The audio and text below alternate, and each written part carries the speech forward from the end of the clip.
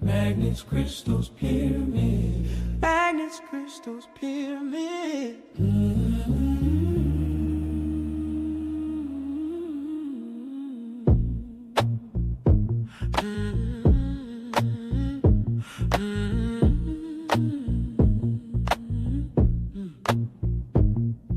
Welcome home, family, and join us for the fun.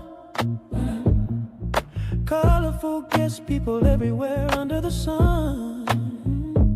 Interesting conversations. Prayers first has begun. Invocation, manifestation, conversation then will come. Magnets, crystals, pyramids. Magnets, crystals, pyramids. Magnets, crystals, pyramids.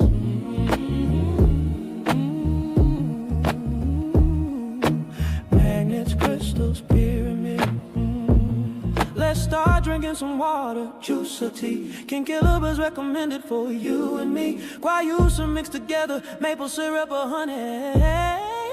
Magnets, crystals, pyramids. Oh, magnets, crystals, pyramids. Oh, magnets, crystals, pyramids.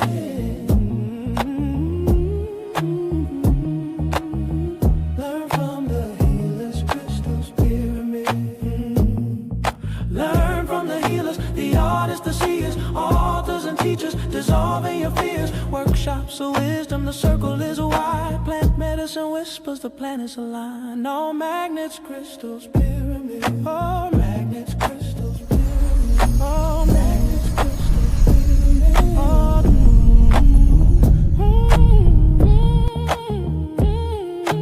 magnets, crystals, pyramids. Crystals and pyramids, magnets that spin. Organ awakening the power within. Tantra and herbs, the gateways ignite. Shamanic drums calling truth into light. Magnets, crystals, pyramids. Oh, magnets, crystals, pyramids. Magnets, crystals, pyramids. Oh,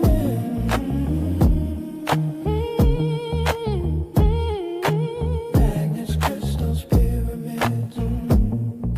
Psychedelics painting vision so bright. Planetary activists guarding the night. Awareness expanding the cosmos in view. Higher vibrations are flowing through you. Magnets, crystals, pyramids. Yeah. Magnets, crystals, pyramids. Oh, magnets, crystals, pyramids. Oh,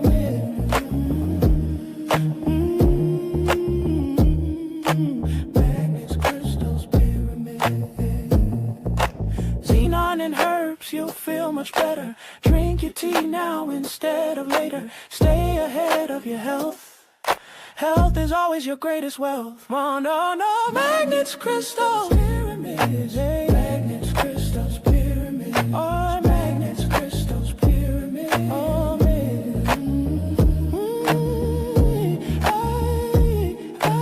magnets, crystals, pyramids.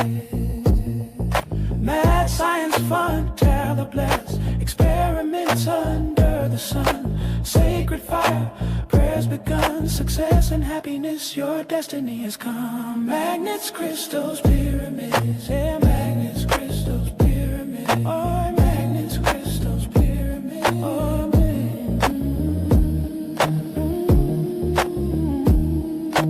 magnets, crystals, pyramids. Learn from the healers, the artists, the seers, authors and teachers, dissolving your fears. Workshops of wisdom, the circle is wide. Plant medicine whispers, the planets align. Oh, magnets, crystals, pyramids. Yeah, magnets, crystals, pyramids. Oh, magnets, crystals, pyramids. Oh, crystals and pyramids, magnets that spin. Organ awakening the power within. Tantra and herbs, the gateways ignite. Shamanic drums calling truth into light. Magnets, crystals, pyramids. Oh, magnets, crystals, pyramids. Magnets, crystals, pyramids.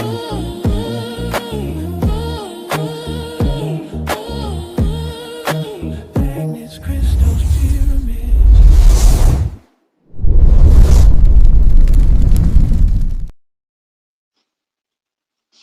Welcome, everyone. Welcome to Moorish Monday with Abdullah, Talib, Mosi on Magnets, Crystals, Pyramids.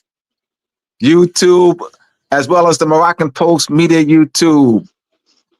Oh, this is wonderful. I am so excited. To be announcing a 6-month series, Moorish Connection to Masonry with Abdullah, Talib Mosi Bey, and RaSirius. We have our co-piloting with us, my man Israel Bey, who will be sharing the slides. Want to thank you, brother Israel, for your commitment and dedication, brother. I have had brother, my man. I have had brother RaSirius on this platform about 5 or 6 times already over the past year and a half, and just excited to embark on this 6-month series, Moorish Connection to Masonry. Thank you, brother, for agreeing to do this with me. I'm so excited. You want to? Can you bring some more light to your situation? All right, you. All right, I think you're a little better. All right, great. So across the screen is my website, Masonry.org. Mooresandmasonry.org is my website. I'm excited to once again be bringing this to you. We're going to delve right into it. We're going to be dealing with part 1 of the series, Moorish Connection to Masonry series, stolen culture, heritage, and continuation of colonization of the Moorish nation by Shriners and the Grotto.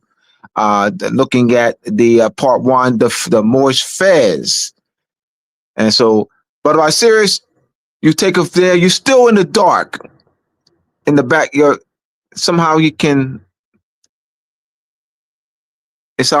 background is dark. Can you give some more light? Can you hear me? I can hear you. You're better. You're better now. I can hear you. It wasn't that. It's the light. It was the lighting. You're fine. You were For some fine. reason, it sounds like you're echoing. Am I echoing? Nah. What about now? Am I better? Yeah, it's like an echo I'm hearing. What did you hear? Echo? You saw Israel? Yeah, still. Everyone's clear to me. You said it's clear that Israel. You hear one testing, 1, 2, 3. You hear echoing. You still hear it? RaSirius? Do you hear me? Yeah, I still hear it. It just sounds like you're talking twice. Can you hear me? I get you fine, but Israel, you I said hear you. So Israel said I'm fine. Yeah. So we gotta. I don't know what to do, Okay, brother. it might just be me. Yeah, Somebody comment said everything's good on their end. All right. So let's get going. All right, go ahead. Take over. RaSirius.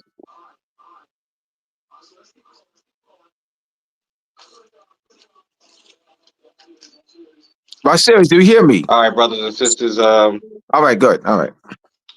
Good evening. Peace, Moors, Islam.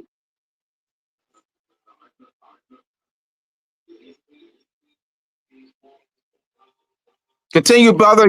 What happened? Yeah, for me, it seems like a lag, but I got it. All right, so first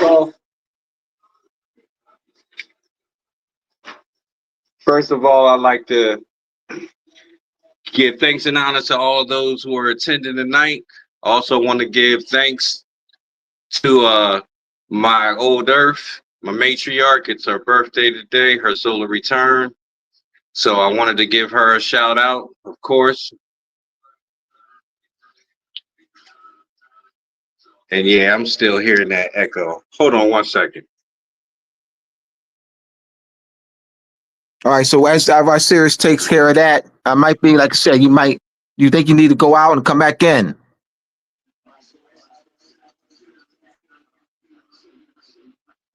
You need to go out and come back in. All right, so as we welcome everyone who just joining us, welcome.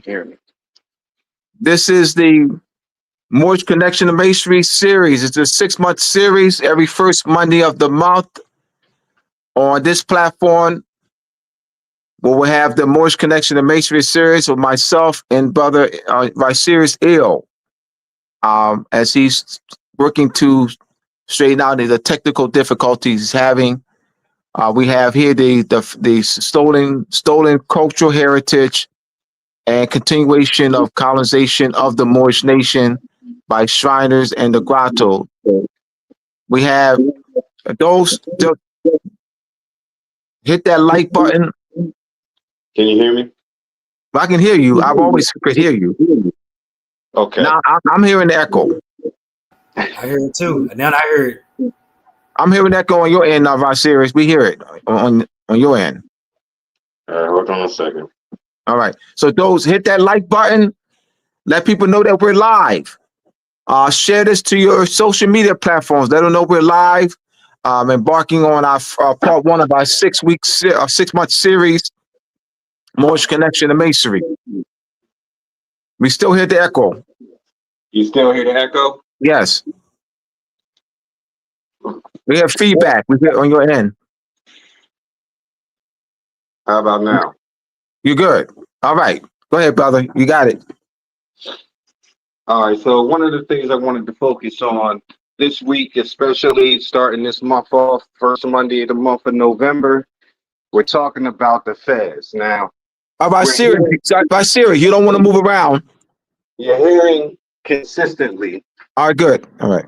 You're hearing consistently about a Shriners Fez or a Grotto Fez. A lot of brothers and sisters don't realize that all of this is a continuation of our culture and heritage being stolen from us. Because when you look at it, we hear about the colonization through different ways, through how they subdued us through slavery, or subdued any nation through slavery. When you get into that, that's one aspect of it. When they're stealing your culture and your heritage and they're putting it right in front of your face and putting another name on it, unless you look into it deeper, you won't really realize that it's even yours. You hear Moors talk about the Fez all the time. All right, it's a Moorish Fez. Yet you see Shriners Fez. And if you go identify with someone on the street, especially someone coming up today, when they see the same Fez, if they don't know who Moors is, the first thing that's going to come out of their mouth is it's a Shriners Fez. But where did the Shriners adopt the Fez from? Because they didn't create it. Now, through previous studies, especially with Brother Ab, even myself, Brother Israel, when we get into talking about the Fez, we go back to with Shriners International. That's one place we start where they first adopted it. And that wasn't until 1872. That's when they adopted it. And at that time, they were, before they became Shriners International, it was started off by like Walter Fleming and William J. Florence. He was an actor back then. But pretty much from what he gathered and what he's seen in France, at a party and the culture they was utilizing in France, which is not French culture, he brought back and talked to his brothers and established what they now call Shriners International. But when you look at where they got everything from, the culture that they took, it's more than just the Fez. It's more than just our land. With everything that's been taken from us, this is continued today, even through what we now call Freemasonry. And through Freemasonry, everything is pretty much Moorish culture redefined and identified as something else. Masons don't wear the Fez, it's the Shriners that wear the Fez. Grotto Masons wear the Fez. They have subordinate orders, women's auxiliary orders that wear the Fez. We have our own brothers and sisters walking around wearing these same Fezes, but don't identify with the fact that the origin point comes from them. Even they think it's something that belongs to the shrine, as they call it. These things are not so. The reason it's important to bring this to your attention is because that you're witnessing right in front of you the cultural thievery from the culture bandits that's been taken from us for centuries. All starting back with the expulsion from Spain.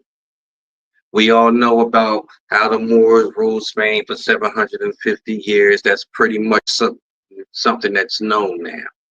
At the same time, nobody has identified the fact that in coming out of that, they've adopted everything that we've taught them, renamed it and structured it, called it something different, and then tell us, or let me rephrase that, document it as if it's never been ours. But if you understand certain key words, oh, we got it from the Far East. We got it from the Orient. When you get into checking into these things, it all still leads back to us. Now, Brother Israel, can you go to the next slide?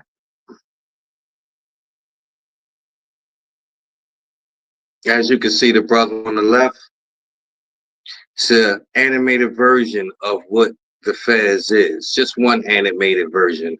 Don't ever get into the fact of thinking that there's only one Fez. But this particular Fez, if you look to the picture on the right, these are Grotto members. And you see the Fezes that they're wearing.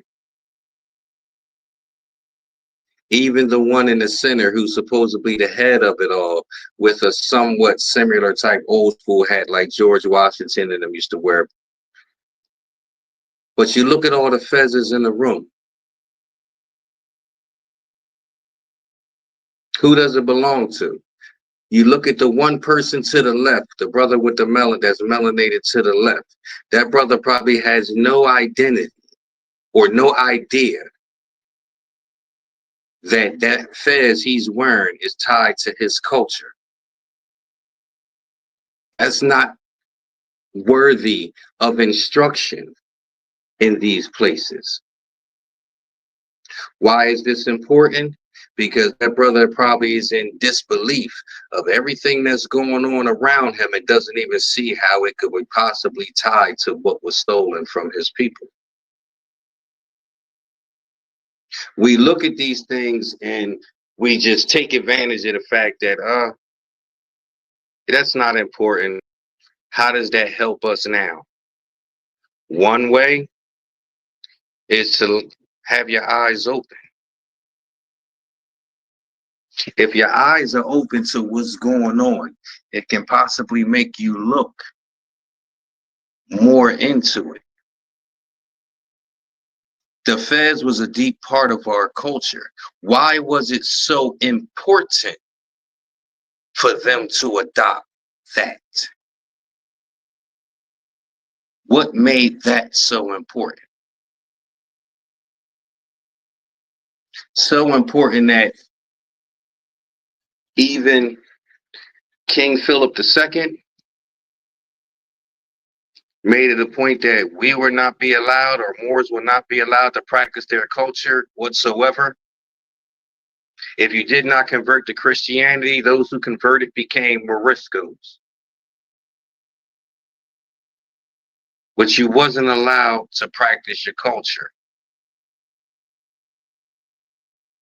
You wasn't allowed to make salat. You wasn't allowed to practice through Ramadan.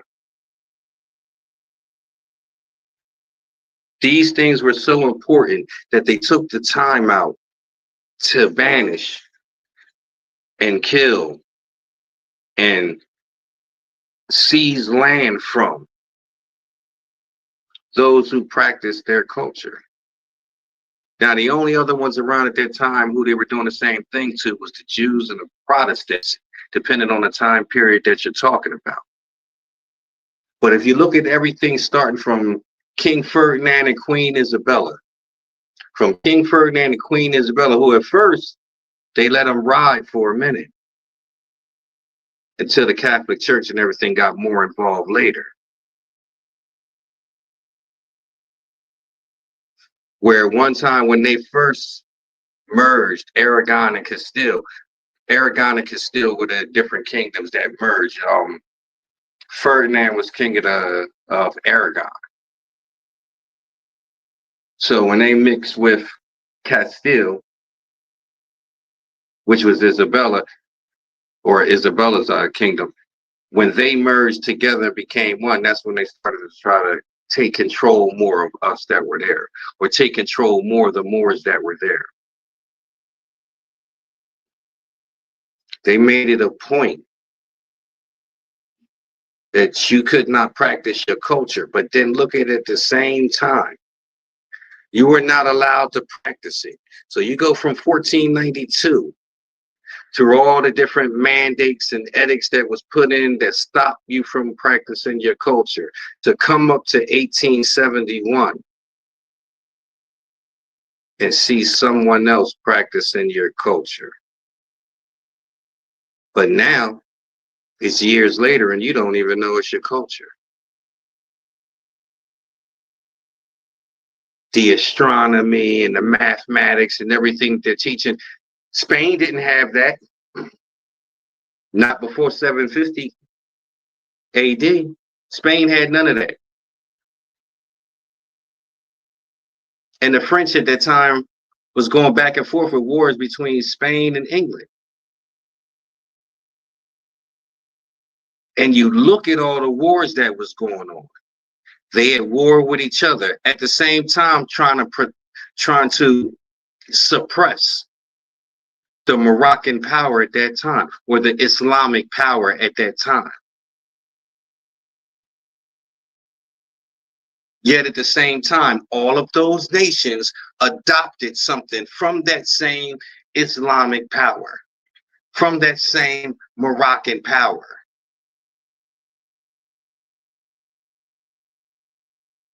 The colony of Morocco over there, what they now term as Africa, the colony over there that they call Morocco, it went back and forth between Spain and France all within the same century.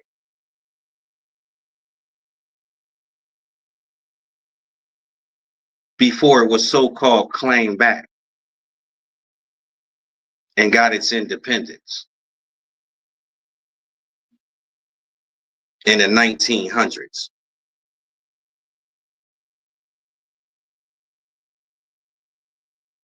There was many wars going on back then, and through all of those wars, every one of them, if you think about it, you look at history, when did Masonry get adopted?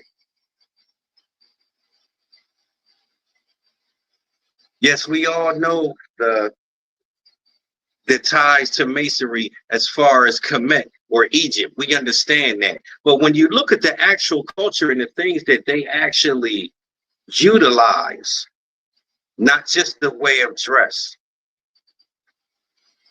but even in what's being taught. What did they know about architecture until we taught them? What did they know about astronomy and mathematics until we taught them? I grew up with everybody saying it's a white man's world. Who's the white man you're talking about?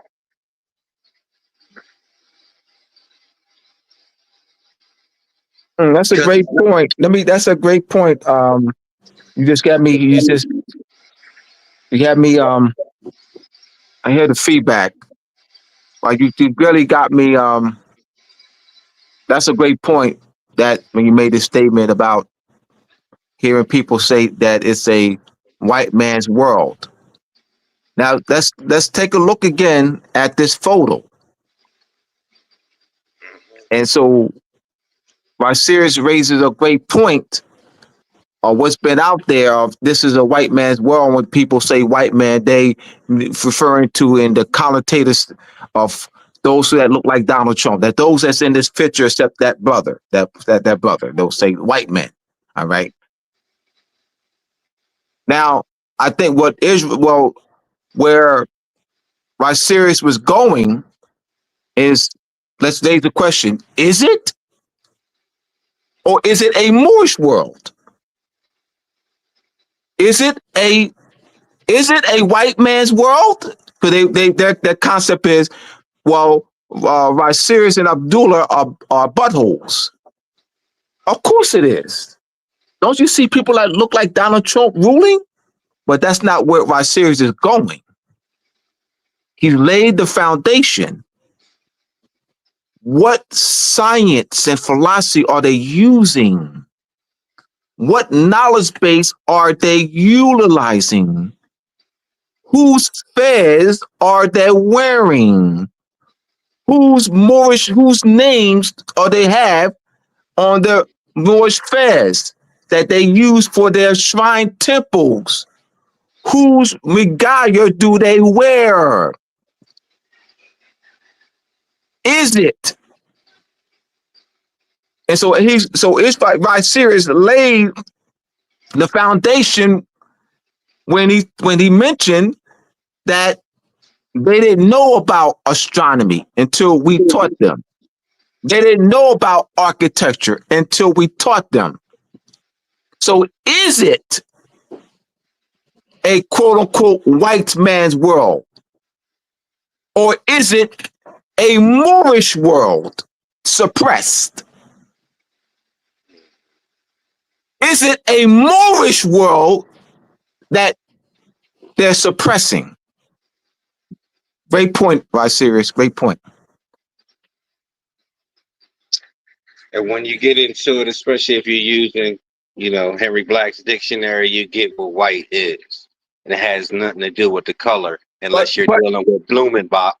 Go ahead, right, brother. but that's not where you were going though. When we with that, but we're going with even with the connotation. But you were laying out the that you were going with the everyday people's use by the millions are white, and you were raising the white. Is it a Donald Trump looking world? Is it a Donald Trump looking world? Is that where you were going? Is it a Donald Trump looking people world? Or is it a Moorish world? Is it a Moorish world that's suppressed? That's pretty much where you were going. Is it a Moorish world that's suppressed? I mean that they're using our architecture knowledge. They're using our astronomical knowledge. They're wearing our Moorish fez. They're wearing our Moorish regalia. They're using our Moorish names. They're using our Moorish scimitar. And then they're telling you it's Arab, right, Oriental, Far Eastern, Middle Eastern. These names is code names that have no meaning. If you go into the Middle East, it's more than one type of people in the Middle East.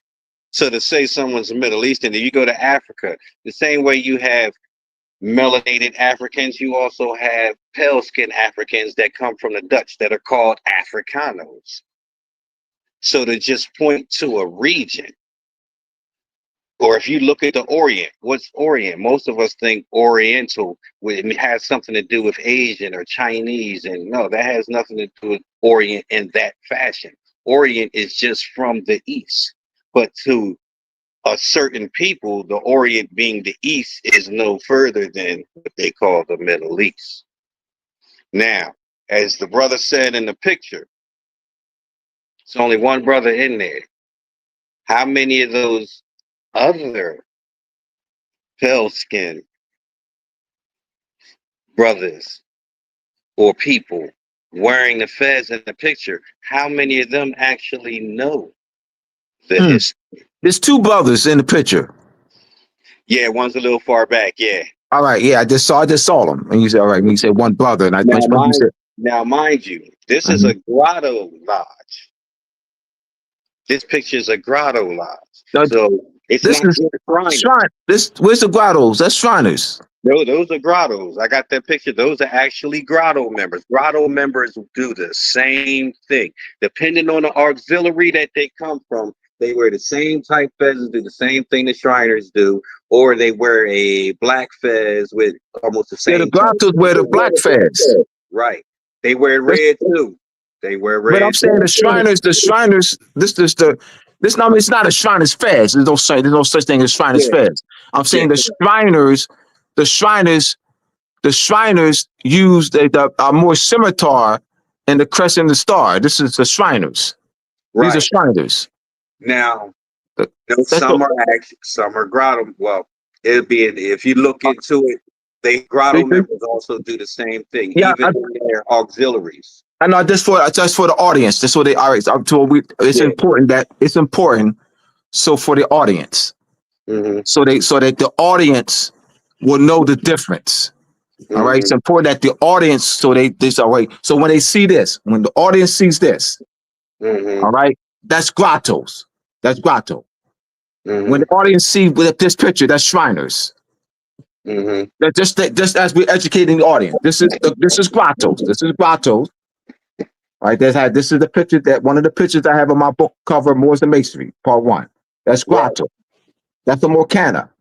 That's the Morcana. All right. That's Shriners. And this in the photo in the slide. This is right here. So let me just so that we can so that the audience will know. This is grotto. This is Islam. That's the Islam. That's the name of the temple. A grotto's temple. Islam.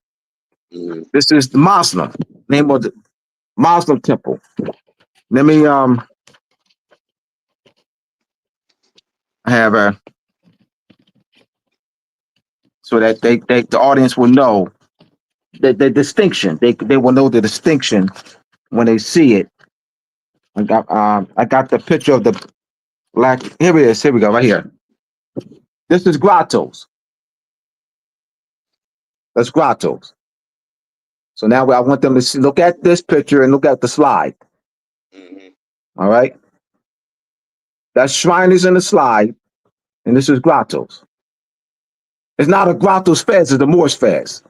It's not a Shriners fest, it's a Moorish fest. But Yeah. so that the audience will know the difference. Yeah. Right? It's what they would call it. Yeah. I just want the Yeah. audience to know Yeah. The the difference. difference between the orders and what the orders look like. I mean, as far as the different looking of the fairs. The grottos wear the Moorish black fairs, and they have the Morcana with the horns. That's called a Morcana. And the Mm-hmm. Shriners wear the burgundy Moorish fairs, and they have the Moorish scimitar. They have the crescent moon and the 5-pointed star and a shrunken head. That's the Shriners. Mm-hmm. That's for proper identification.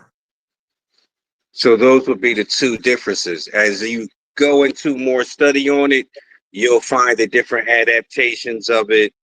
Um, I've seen a grotto fez with Sinatra's name on it, you know.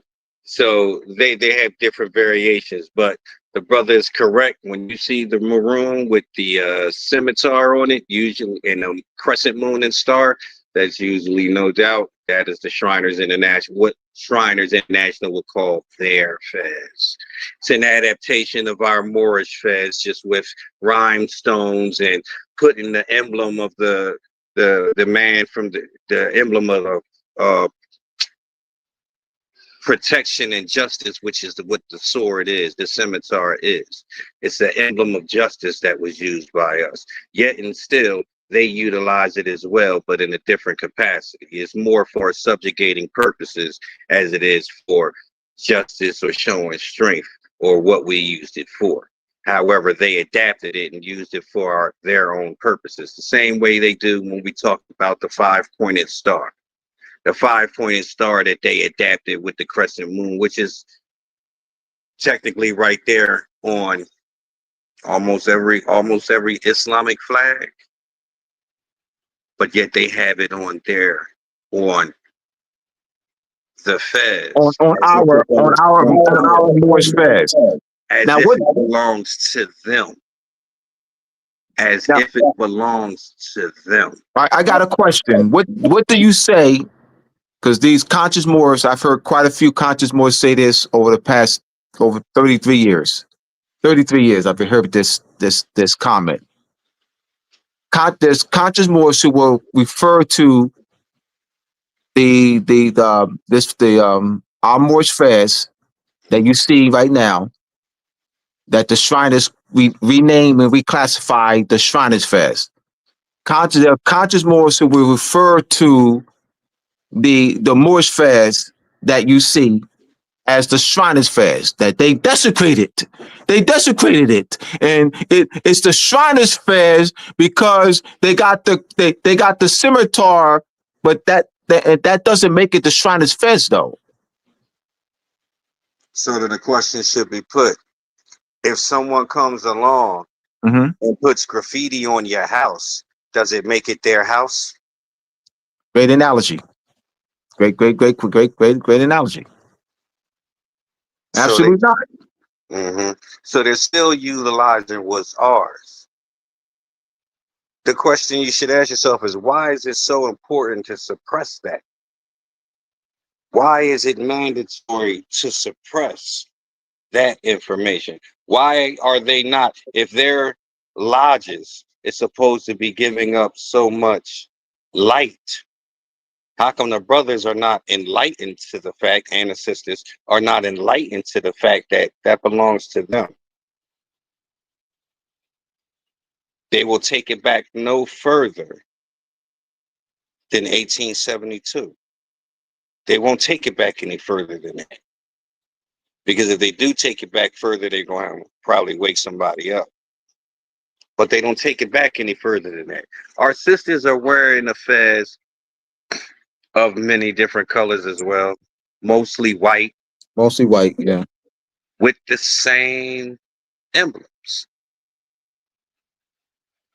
They're called Daughters of Isis. It says it right. Is that not ours? So what? They're using the Greek form of the name, and it's actually Osset.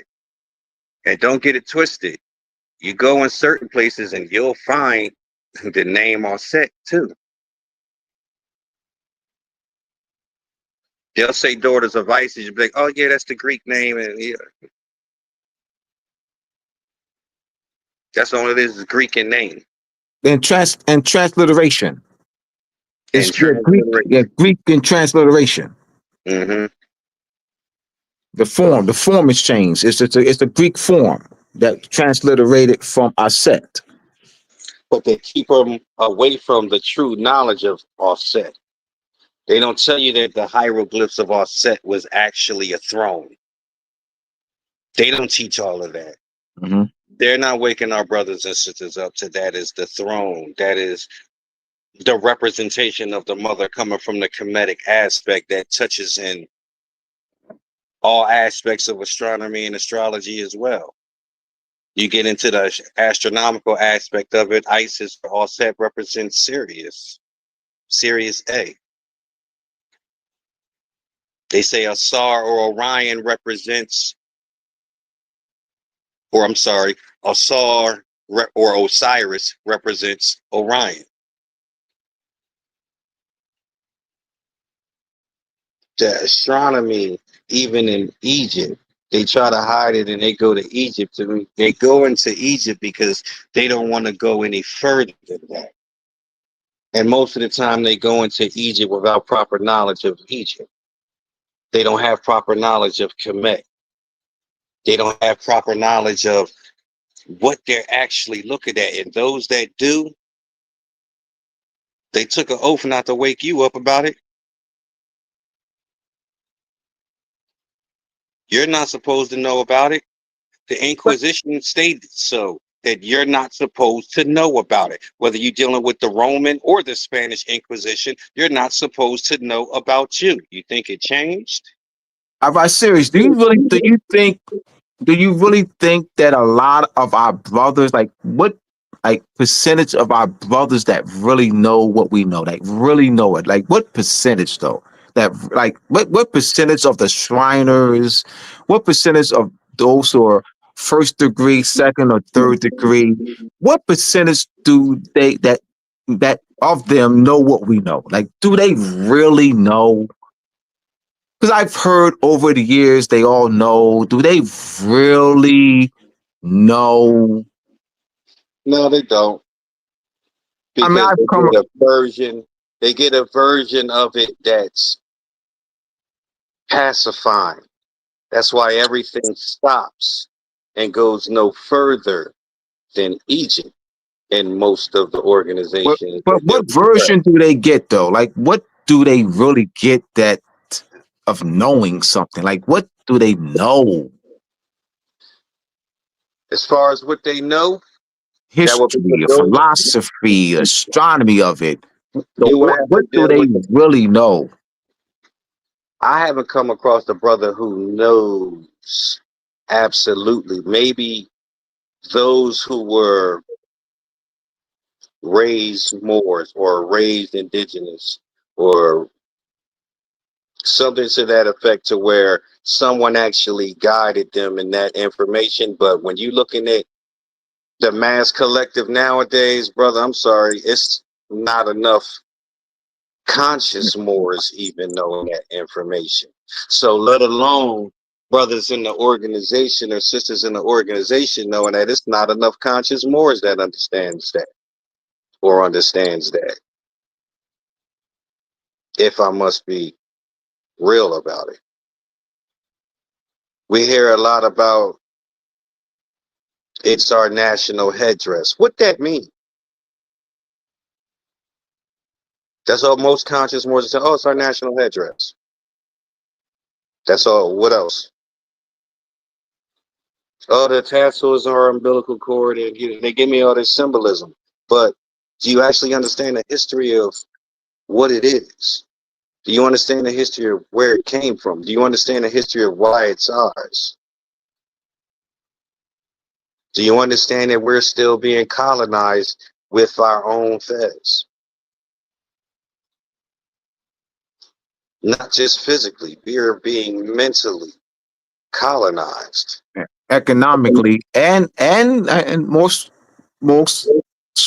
physically, Mm-hmm. physically, economically, politically. And spiritually.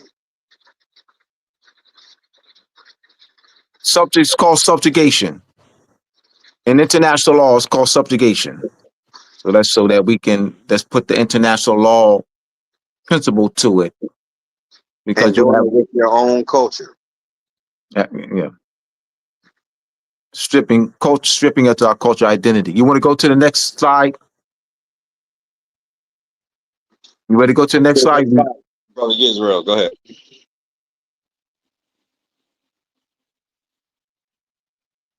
You can go to the next one. Now, says there, the United States continues to implement King Philip II of Spain's edict of 1567 Pragmatica, the stripping of the Moors' cultural identity, nationality, national identity, and Moorish heritage and legacy. Moorish fez, Moorish regalia, Moorish names, Moorish language, etc., claimed by European Shriners and European grotto mystics since the mid-1800s. Everything that we were just saying, even our regalia, it's not just the fez. We're focusing on the fez, but they got their whole regalia is not something created by them. It's all adopted. Why is that being hidden from you brothers and sisters who are in the craft? You're there for light. Why isn't the basic principle of who you are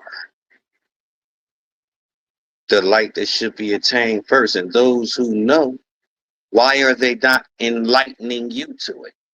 So once again, is it a white man's world? Is it a Donald Trump?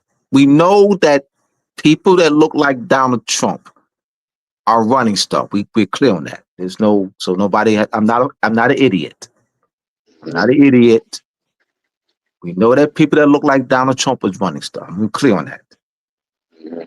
We're talking about they're running stuff with whose science, with whose knowledge. They're wearing whose fez, wearing whose regalia, using whose names for their temples. There's 150 grotto temples in the United States jurisdiction. There's over 206 shrine temples in the world. When I was in 2011, 2012, I think it was 2012, in Indianapolis, Indiana, then July, there I was at the Shriners Parade I was with a group. It was a group of us that accompanied me to take pictures for my book, Moors and Masonry Part 1, which came out in December 2016. Put your phone on, mute your mic. RaSirius. Yeah, so those they took I was streaming the parade, the Shriners Parade, live. Remember Ustream? And there was a little girl with her mother. She at that time, she looked like she was 5 years old at the time. And she saw hundreds of Donald Trump looking males just parading. You know, it was like 30 blocks, like 20 blocks. They were lined up and they were presiding. And she said, "Look, mommy, they're wearing the Shriners hat." Now, how did that 5-year-old girl come to learn that the Moorish fez is the Shriners hat? 5 years old. She looked to be 5 years at the time. So you see that culture stripping. So whose world is it? We know that people, once again, that look like Donald Trump are running things. They're running things with what knowledge? And so I'm glad you did raise that question. Is it a white man's world? Meaning, is it a Donald Trump looking world? Yes, they're running, but they're not running it with their knowledge.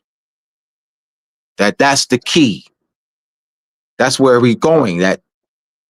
So if they're not running it, so it's not their world then. Then if they're not running it with their knowledge, as RaSirius made it very clear, who taught them astronomy? We look at the book called Dirt. Google Dirt, the book. The Visigoths, the Vandals, the Al-Andalusia, land of the Vandals, Al-Andalusia, land of the Vandals. The word vandalize comes from the Germanic tribe Vandals. And how the reason why the word vandal, you know, and come to be used as a verb, vandalize, gained its modern connotative meaning because the Vandals were warlike. The Vandals were uncivilized. So the conditions of the Vandals took on became the modern connotative meaning, uncivilized, ruthless, uprooting things. So it wasn't until we, the Moors, paved streets, street lights, oil lamps, libraries, universities, Cordoba housed over 600,000 manuscripts. In the 700s was the Mecca of world education. Surgery to Teachers, the book, the 3-volume book, The History of the Moorish Empire in Europe by S.P. Scott, volumes 1, 2, and 3. Surgery to Teachers. Textile industries. So whose world is it? I mean, whose knowledge are they utilizing? Whose philosophy? It's our world being suppressed by them. being hijacked by them. So we just want to make that, continue to pound that, and we'll bring that back. We'll bring that full circle. At this time, type your questions in, because as when we get to the questions section, you would have already had them typed in, already thought about it. So think of questions as we go along, and probably at 8 o'clock we'll start. We'll fill some questions about in 15 minutes. Continue, RaSirius. And that mentioned a good point. Don't forget about the architecture. All this beautiful architecture they call Moorish architecture, but at the same time, lay claim to it in different ways. And use the shrine temples. The shrine temples are design Moorish architecture. The Morocco temple. That's the Morocco temple. Also Grottoes temple. So you have there's 100. So these various shrine temples, you just Google, and we'll have them. And next, is in this presentation. And the pictures will be in the next one. It'll be in the next one. You'll see a series of quite a few shrine temples with Moorish architecture. And they use Moorish names for their shrine temples. So whose world is it? Yeah. This is key, man. This is key. I appreciate you, bro. Thank you for that. Now, as we get into it further, don't forget, France is still around too. And the French's version of Freemasonry, they created the Grand Orient. Now, all of this is around 1800s, after the expulsion from Spain and everything. And then you have all these different so-called nations that's utilizing regalia, symbology, and all that from not their culture, but ours. If they couldn't bathe themselves, how all of a sudden they come out with mathematics, astronomy, all of these different sciences, architecture, and build all of these different sciences, and yet at the same time give no knowledge of the Moors, give no explanation really of where something came from, other than saying, oh, it's the Far East, it's Oriental, it's Asiatic. They throw you off with all of these names, just don't get around, but still won't get around to the fact that it's yours. By proper study, it should be known by now, if you've been putting in for a couple of years, that the Egypt over there, what they now call Africa, is not the only Egypt. It's not the first Egypt. Yet and still, that's where they tie their origin to. They won't go beyond the 3 pyramids of Giza. You really think that's where astronomy and all that began?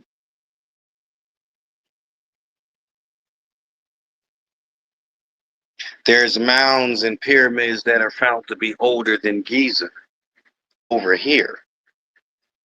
They've underwater pyramids, or pyramids that are now underwater, that were all down there near Mexico and those different parts of Central America. They're all underwater, and they were older than what they call the pyramids in Giza. Not taking anything away from the pyramids in Giza, not taking anything away from the Egypt or Kemet over there. But that's the furthest that they'll take their foundation. Just not to call it yours. Here's a question for yourself. Did they wear fezzes in Egypt?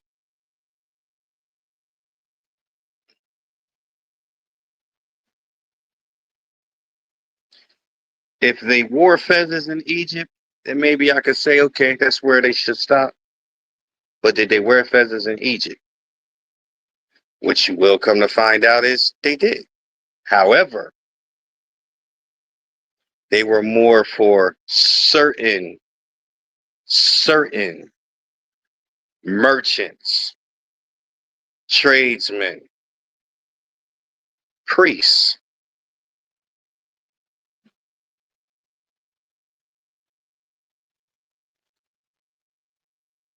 But when you get into the Ottomans, the Turks, whatever aspect of the Moors you're talking about, some call it the Barbary pirates. You start looking into this, you will see tarbouche, definitely. You will see fezzes, definitely. In certain places, it was part of the military force. In certain places, it was part of the aristocracy. There was places in France to where it was part of military forces out there. But now here in the West, or what they call the West, what they term as the United States or Western Freemasonry, they still utilizing the same thing, just calling it something different.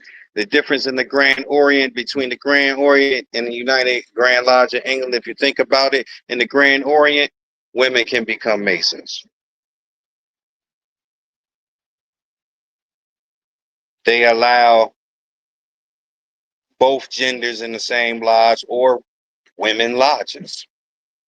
Things you won't find over here in the West, unless it's clandestine. Even the Shriners, even the Grotto have women's auxiliary units. The funny thing is, one of the women's auxiliary units for the Grotto is the Mysterious Order of Witches of Salem. And they wear fezzes. And that's the women's auxiliary of the Grotto. Founded in 1917. Chicago chapter, the first one was called the Aryan Cauldron, #1.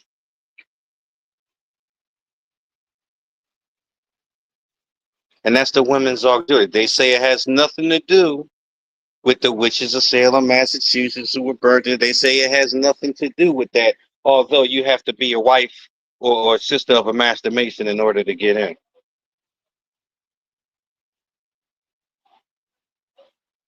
To get into the Grotto, you have to be a master mason. To get into the shrine, you need to be a master mason. Although that might be changing. History does things differently after a while, but at the same time, all you have to do is be a master mason or be related to one. Now, the Mysterious Order of the Witches of Salem, the women's auxiliary to the Grotto, you will not find their rituals online. You will not find their rituals on books.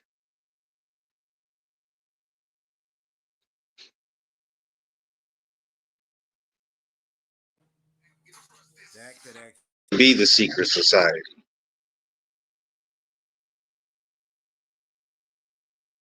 Because they don't put their rituals and everything out there. But they put out the fez that they wear. Your fez that they wear. That they wear. What makes it more theirs than yours?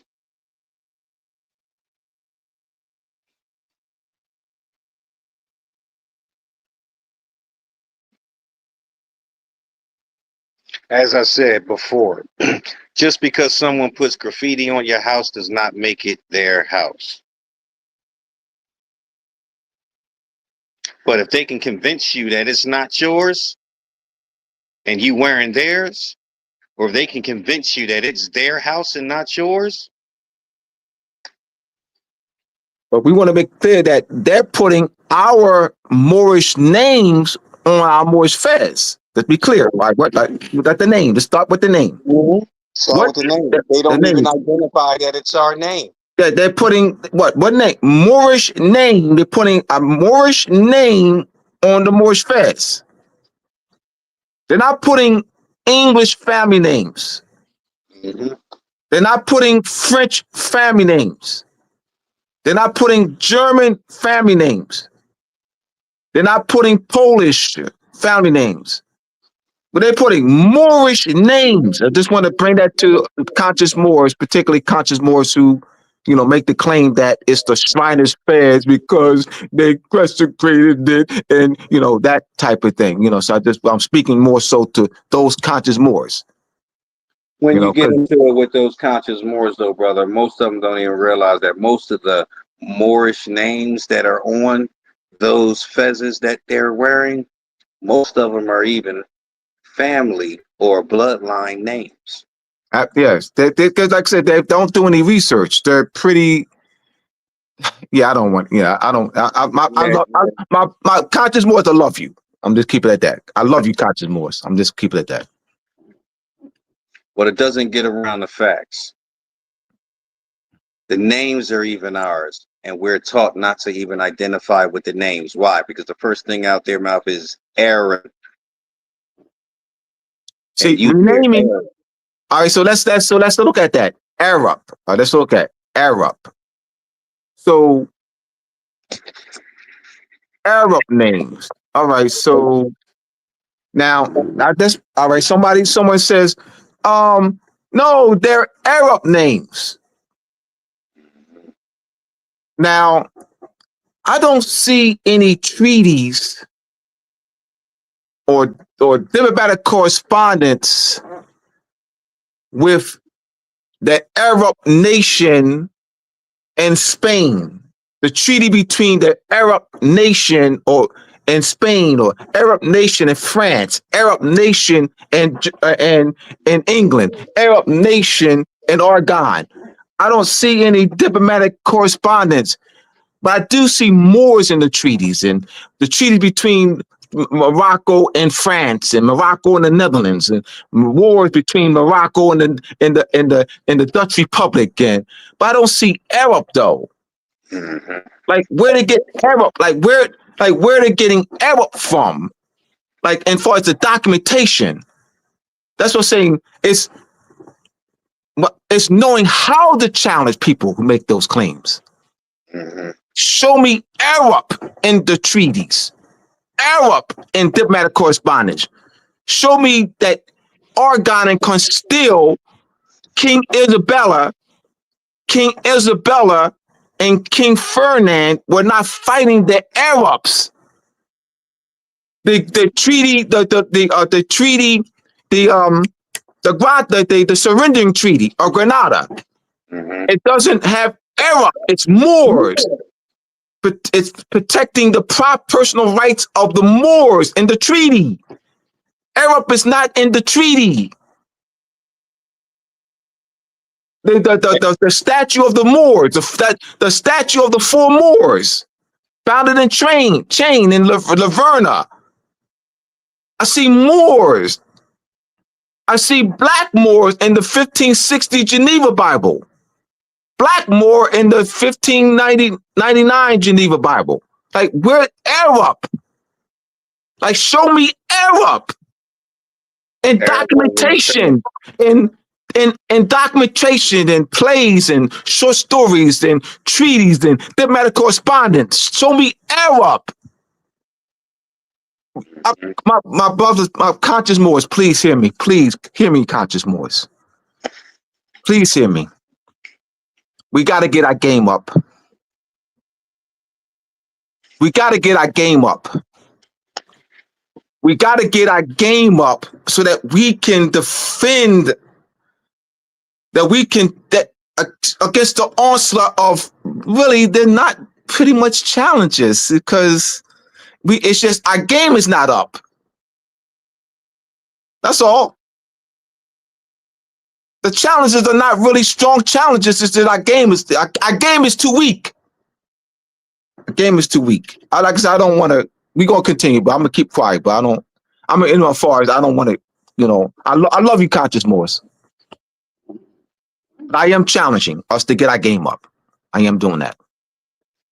Well, if you get into it, Arab didn't start getting used till around, I believe, the 19th century.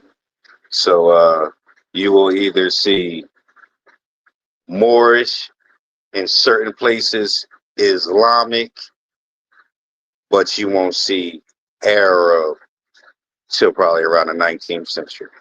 But where do you see it? Do you see it in treaties?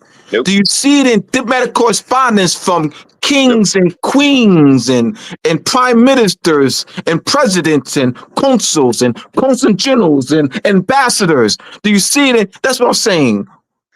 I'm talking about diplomatic correspondence among governments, government officials, treaties, correspondences, official documentation, letters from kings and queens and consuls and consul generals and ambassadors. You know, in the 1400, 1500, 1600s. We're not talking about somebody. We're not talking about a writer. You know, and then they're writing, you know, the Arabs. You know what I mean? We're not talking that. I'm talking primary sources. I'm not talking about secondary, an author, you can show me a book and they say Arabs. I'm not talking Chancellor Williams. I'm not talking Chancellor Williams, the destruction of Black civilization. I'm not talking, that's not primary source. Because you can show me in Chancellor Williams' book, The Destruction of Black Civilization, where he writes Arab. That's not a primary source. I'm talking treaties, diplomatic correspondences. You see how I'm challenging? That's not a primary source. That's a secondary source. Chancellor Williams' book. It's not a treaty. Those aren't diplomatic correspondence written by kings and queens. Those aren't correspondence written by King Isabella, King Ferdinand. Those aren't correspondence written by the Moorish caliphs and emirates.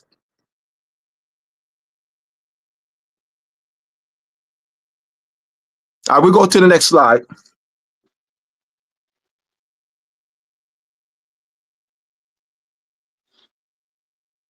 All right, we actually covered that.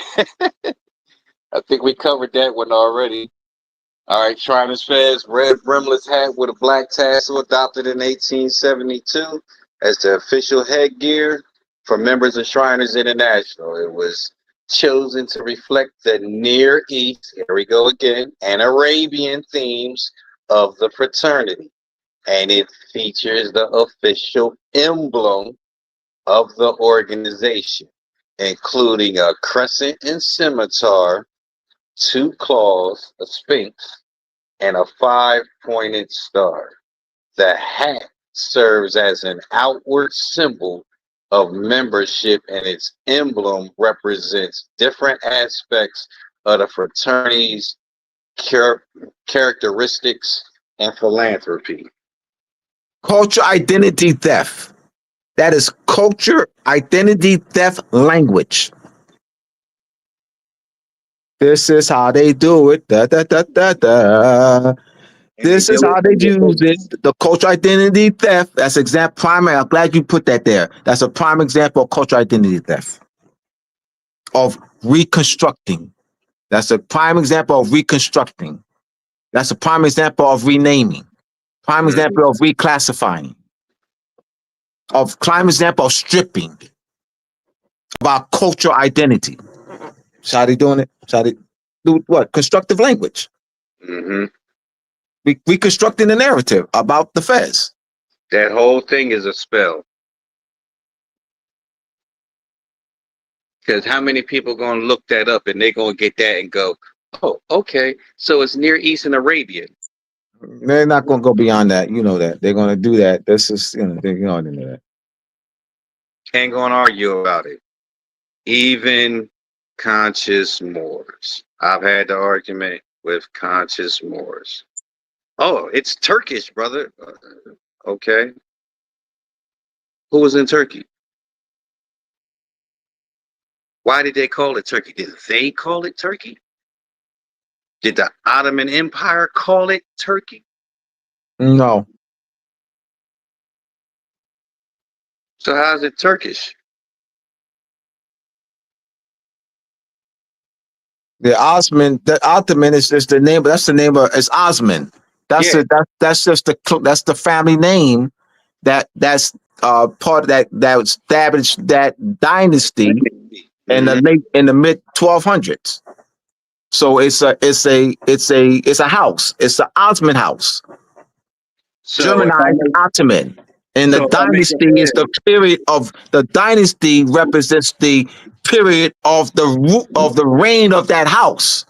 So that Osman dynasty lasted for 700 years up until 1919, when you have a disbarment that broke up this this is called disarmament or barbarment that broke up the empire from mid 750 1250 to 1919 of that reign of that house, the Osman house. And not to mention when you get into the whole aspect of what they now call Saudi Arabia, a lot of brothers and sisters don't know that Saudi or Saudi is a family name. That's the house. Saudi's the house. Hmm.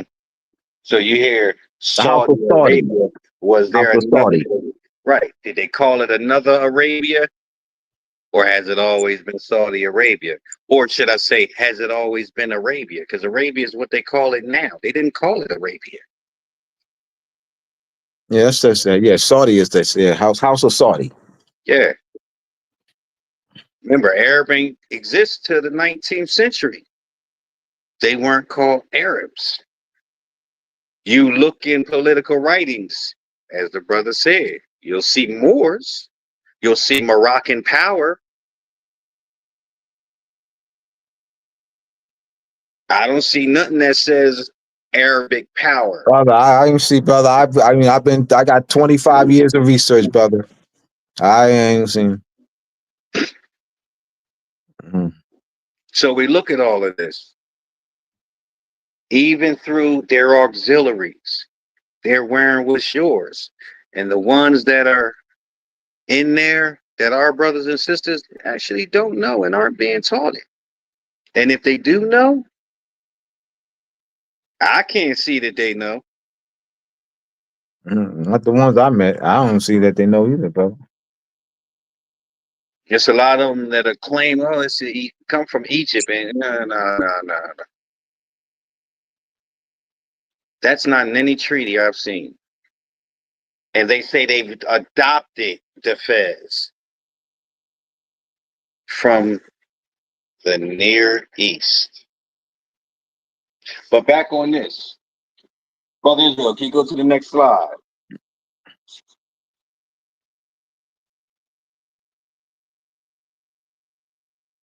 Now,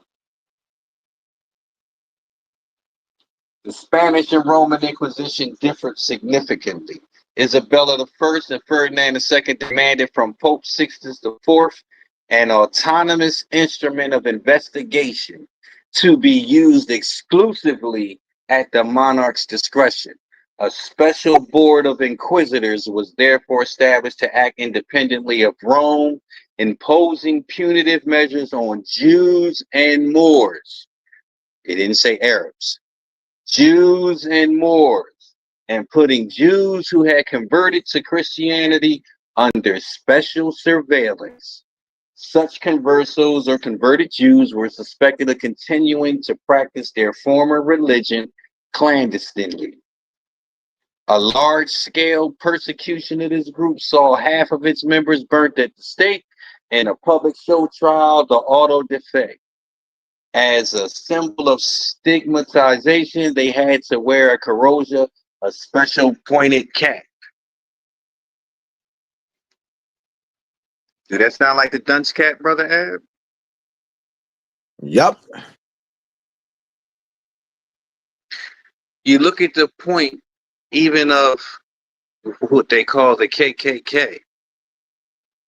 which if you do the basic math on it, K is the 11th letter of the alphabet. So 3 times K, K, K, 11, 11, 11, 33. And I invite anyone to go do a real study on the Ku Klux Klan, because as you can tell, those 3 words, that's not English, but that's another study. So they made it a point, to the point of burning us or burning brothers and sisters at the stake for just No, you said no. You said it right. You said us. Burning us. Yeah, go ahead. burning us at the stake for just practicing your culture, even quietly, even hidden, clandestine, not out in the open.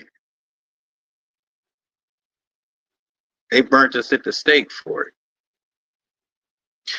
Our sisters who were burnt at the stake in the so-called, what they termed the Salem witch tribes. And here you have in the mystic order, the veiled prophet of the enchanted realm, you know, the Grotto. Here their women's auxiliary unit is called the Mysterious Order of the Witches of Salem.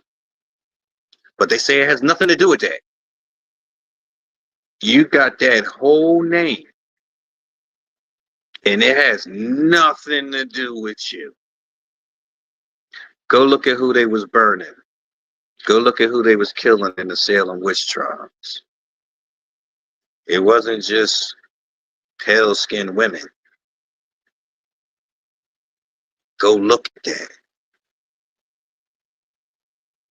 They're utilizing things right in front of us. It's more than what does it matter now. What matters is that if you keep letting them do it, what are your children going to know? I said earlier, a little 5-year-old girl said they're wearing a Shriner's hat. This is how they came into world power and domination. Of course it matters now. Knowing how they by defeat. How did it come up, Mr. Bay? As one of my co-workers, I chronicled this in my Moors and Masonry Part 1. Mr. Bay, one of my former co-workers said to me, he asked me, Mr. Bay, how did the Europeans come into world power and domination? I said, that's easy. By defeating the Moors. So that doesn't matter? That doesn't matter to know that they came into world power and domination by defeating the Moors? That means they're in our position. They traded places with us. They've stolen our birthright. They're controlling our resources and land. They're subjugating us. This knowledge is powerful, organized political body of people, not as individuals. Hear me out. Hear me out. It's not powerful. I'm clear. It's not powerful. What we're saying is not powerful as a group of individuals. Be clear. It's powerful as an organized political body, not powerful as individuals. I gotta say it a million times, I'll say it a million times. Because I don't know, it's not powerful as individuals. It's powerful as an organized political body. You're not going to effectuate change. To say that I don't know what I'm talking about, that means you have to show me in the annals of history, some reference in the annals of history where change was effectuated outside of order, where change was effectuated outside of organization. Someone show me, don't say it to me, show me in documentation that change was effectuated outside of organization. I digress.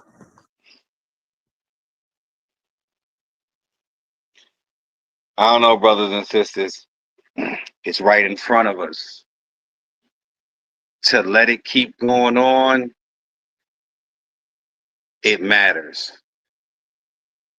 It matters to know this.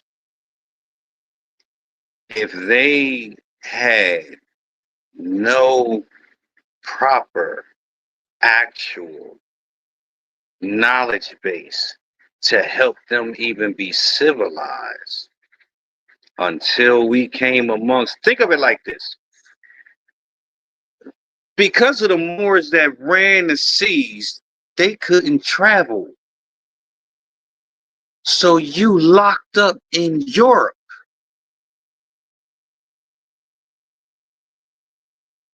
The Dark Ages. Where you learn astronomy from? Where you learn math from? Where you learn to navigate out of Europe?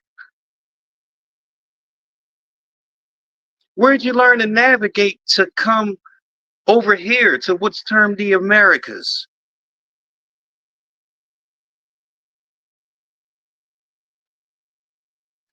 Soon as the expulsion from Spain, Cristobal Colon came here, supposedly.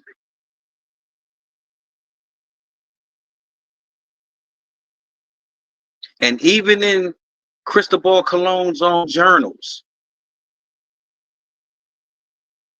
even though he thought he was going over to India, supposedly, I doubt that. But he seen a mosque on top of a hill, and he was down near Havana, Cuba, and yet seen a mosque. Anybody understand what they looked at as mosque architecture? So what did he see? He seen Moorish architecture.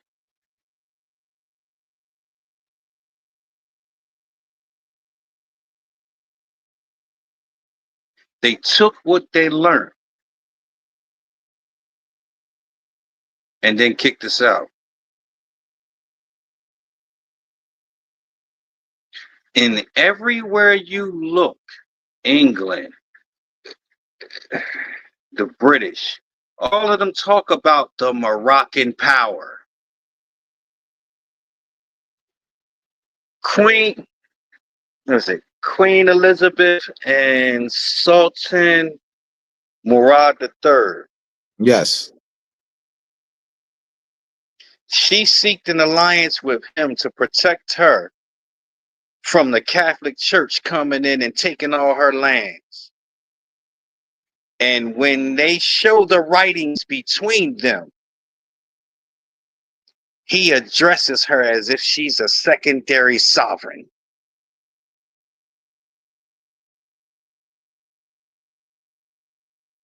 And she accepts that and knew that was her place and did not argue about it. And he protected her from the Catholic Church coming in and taking England's lands.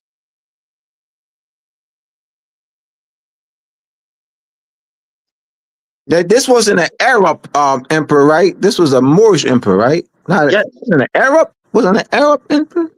No. Oh, a Moor. Oh, all right. Moorish Sultan. Let me go to some. Check out.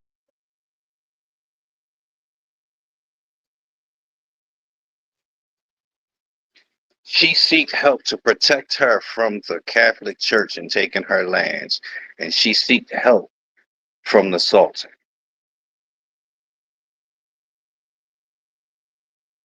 And he addressed her as a secondary sovereign. He did not show that she was equal on his level. And he helped her. And he kept the Catholic Church away from taking her lands. Think of the power base you got to have for that.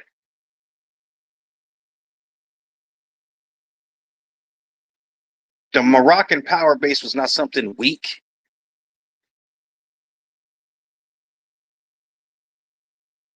We didn't come from weakness.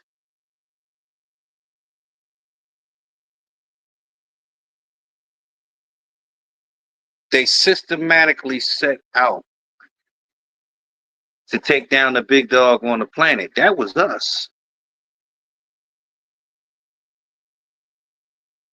They say Asian culture goes back 5,000 years. All right. And when you trace their culture too, it still leads back into us.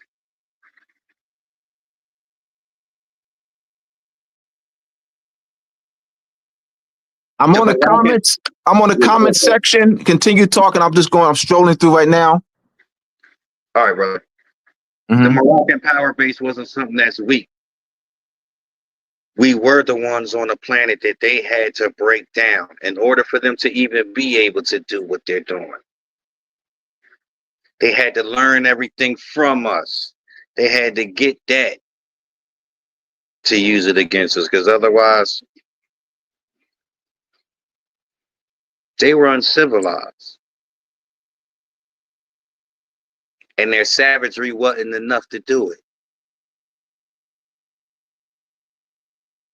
They had to get light from the Moors.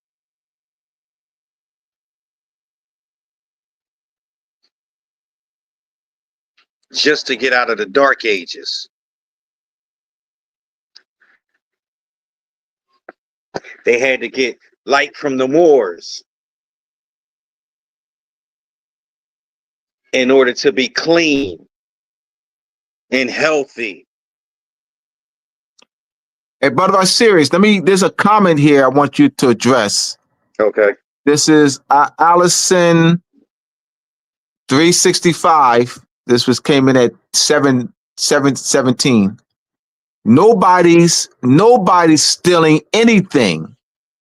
It's America, a free country for it's America, a free country for anyone to study anything. Moorish doctrine is both distorted and false. We want to address that. Nobody is stealing anything. That's the first thing. Nobody is stealing anything. So if nobody is stealing it, who said they could use it? They tell you where they adopted it from. Who said they could use it? And if they can use it, why are they not teaching where they got it from?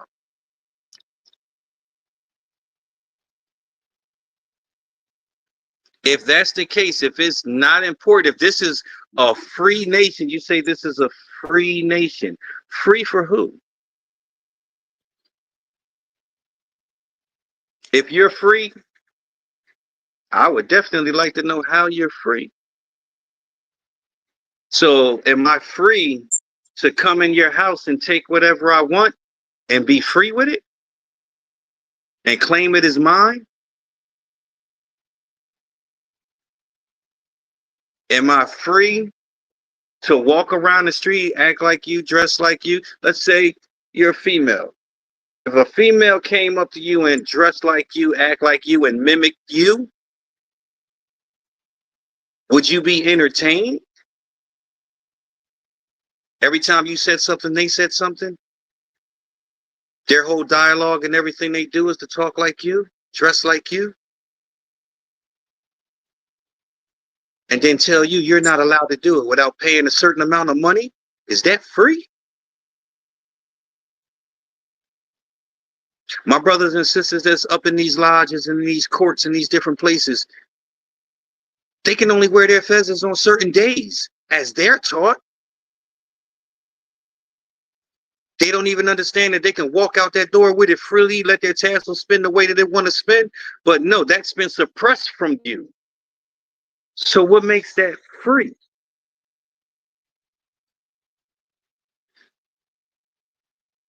All over the world, everybody imitates hip hop.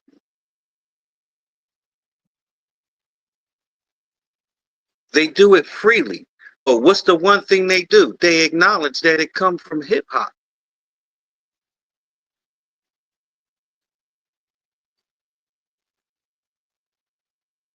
Here, these people are stealing our whole culture, our whole heritage. They utilize these same organizational structures to also, if you really get into it, steal our land and our birthright. Because long as you call yourself other than what you are, they got it. You ain't using it.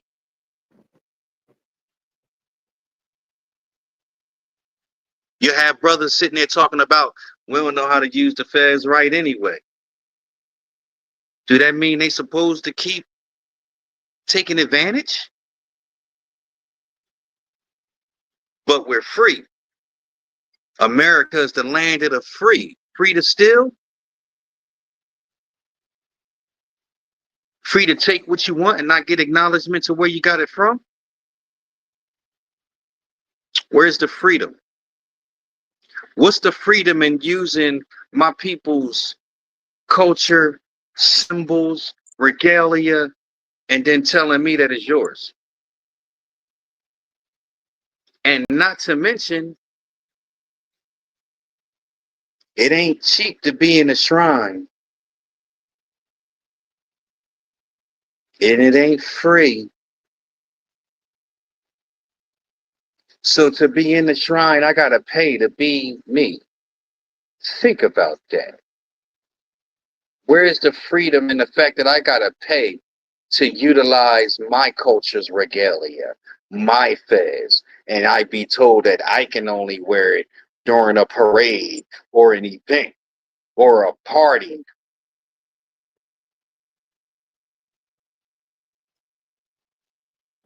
What right have they to tell me that? If I don't know, okay, I don't know. But that's where we should know. But then the question is, why don't they know? Why don't our people know? Because it's being suppressed and told to them in a different format. They're being told about it in a format that's not taking them past 1872 when the feds is older than that. They're not being told that it was adopted from you. It's just told that it's adopted from the East. They use these code words like East, from the East, from Arab. Certain places they'll just say Persia.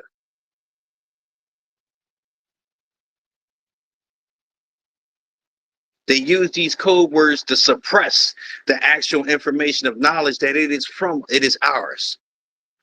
And through that suppression, they in our pockets. Because you can't wear it unless you're a member. And if you're a member, it costs. So I gotta pay to express me amongst people who are not me. And those that are part of me don't know either. So we just stuck in the same rut. None of us getting past 1872. None of us getting past Egypt over there in Africa. None of us are getting past the reconstructed history that's been put before us to suppress the information that they walking around living out our culture.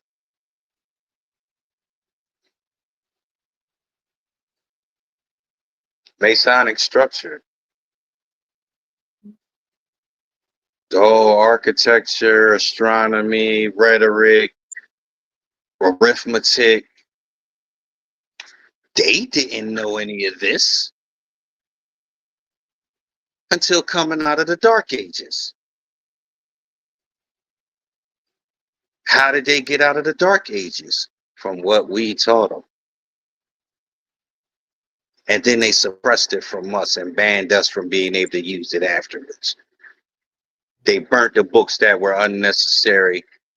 Well, let me rephrase that. They burnt the books that were necessary to be burnt so that we would lose a lot of that knowledge and kept what was best and important for themselves.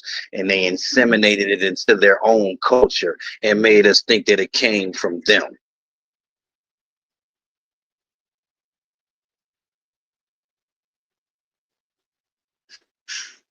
they even took on the aspect of being called white man.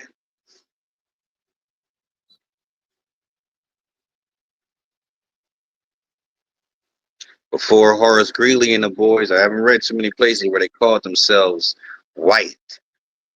Not before Blumenbach and the boys put the caste system together.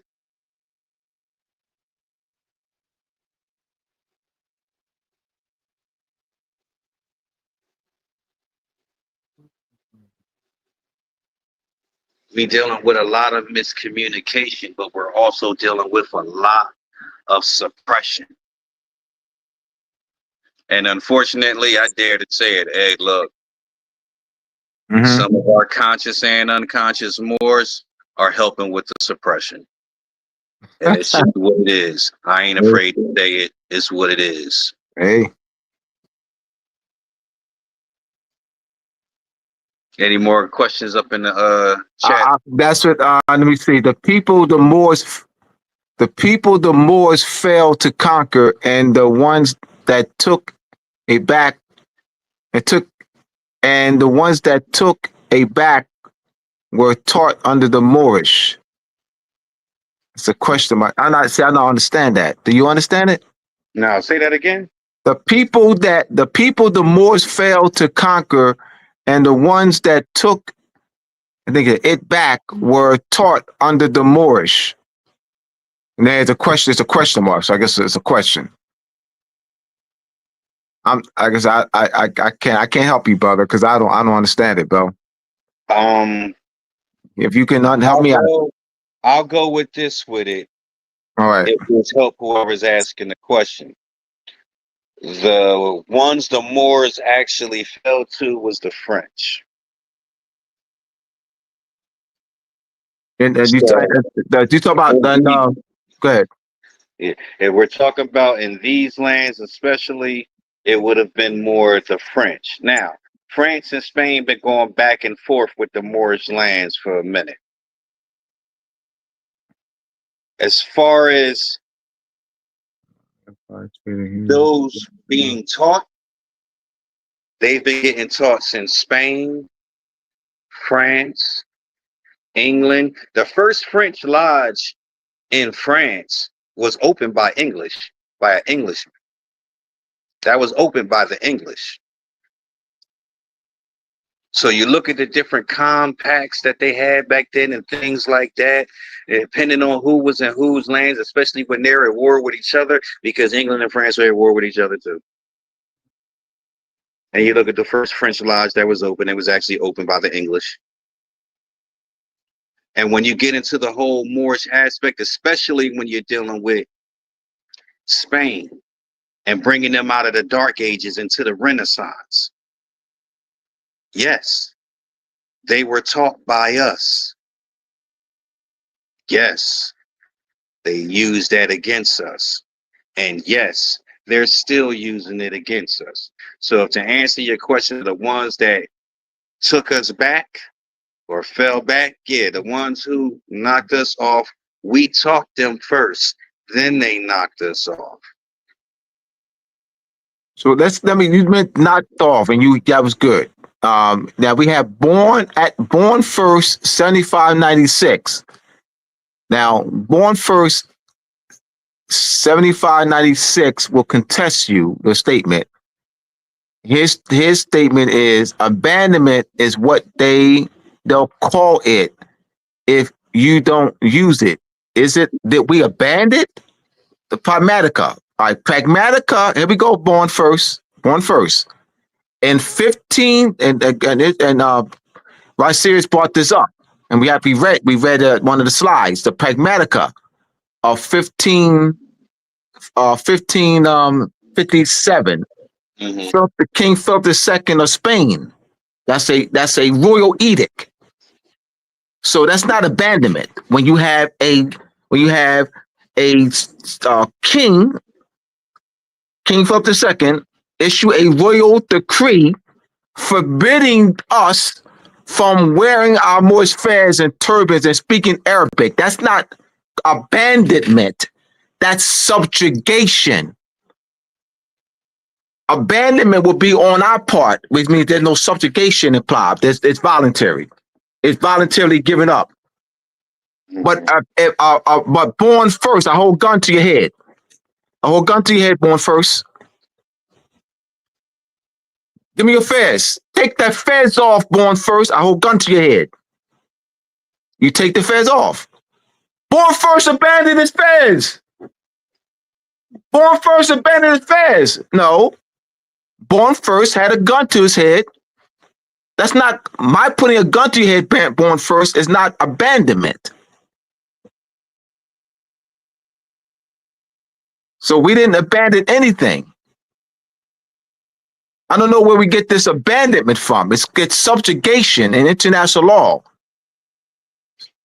We were run from our land. Yeah, we weren't abandoned. We didn't abandon. It's not abandonment. It's conquest. It's not abandonment. It's subjugation. It's not abandonment. It's colonization. And it's too many that died to sit there and call it abandonment.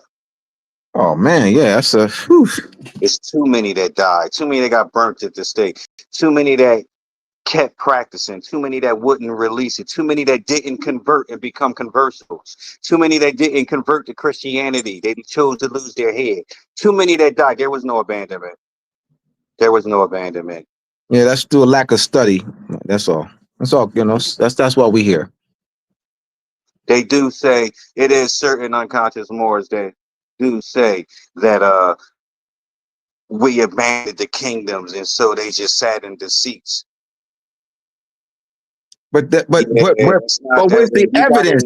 That's saying though. That's got gun. If you're at gunpoint, you're not abandoning anything.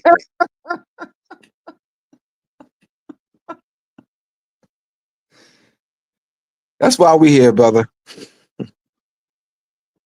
And so no, we didn't abandon our seats. We didn't abandon the land. When they came from the east and started walking towards the west and was just making the native populations, you know what I mean, move or die. Yeah, that's not abandonment. That's conquest. When they was going there up in California trying to get the gold and all that, and they was telling everybody, get your ass off this land. And they didn't move and they was just killing them. That's called conquest. Not abandonment. That ain't abandonment. Yeah, with all respect, God, with all respect, that ain't abandonment. No. It's conquest. Mm-hmm. Subjugation. And colonization follows. And colonization. Yeah, definitely not. I mean, it's not abandonment. Mm-hmm. But what else we got, brother? Let me see. We got 20 minutes. Continue. Go to the next slide. I don't see any. Run. Yeah. Free to run their mouth. I guess they're talking about us. I don't know. Free to run the mouth. Intellectual property rights. It's not. Yeah, some things I'm not really understanding. Some of the questions though. I mean, 75% or 3/4 of the planet was dominated by our Moorish ancestors. A statement. Yeah, let's continue. Let's go with the continue with the Yeah, you can hit 2 slides up, brother. Is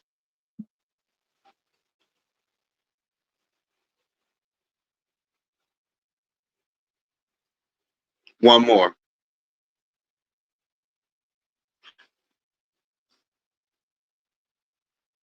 And see, that's where it gets into to the royal decree by King Philip II of Spain that outlawed the Arabic language and Moorish customs, dress, and names to suppress Moorish heritage among the Moriscos, forcibly converted Muslims, and promote Christian assimilation. Now, this draconian measure, which prohibited Arabic baths and mandated Castilian attire, triggered the Morisco revolt of 1568-1571, after which the Granadian Moriscos were dispersed to other regions of Spain in an attempt to break up their community and enforce conversion. That don't sound like abandonment. After the Reconquista ended in 1492, the remaining Muslims in Spain were forced to convert to Christianity and became known as Moriscos. So if you look up, they even cast the Moriscos out. They prohibited Arabic baths. Who prohibits bathing? But they prohibited the Arabic bathhouses really because that's where they would actually have meetings. So that's another story, another aspect of it to get into for what they called their clandestine meetings. Now we look at all of this. Why so much to wipe that out? These Moors converted to Christianity and they still ran them out. And they revolted. 1568 to 1571. Mind you, Spain just took it back in 1491. So this is barely 80 years later, and they still revolting and fighting.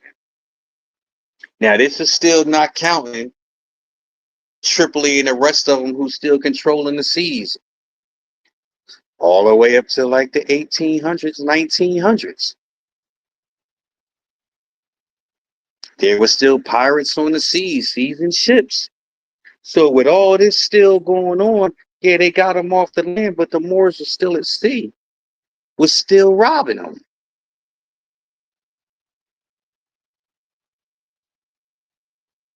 The Navy power base of the Moors was still strong. Mm-hmm. Otherwise, they would have been seeking treaties to have safe passage across the waters up into the 1900s.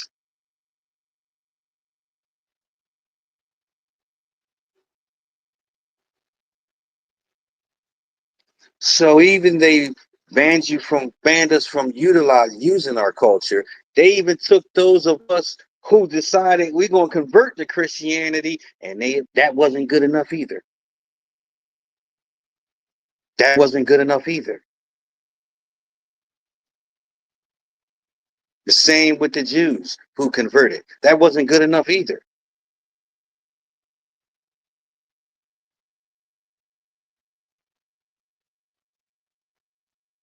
They wanted them out. They wanted us out.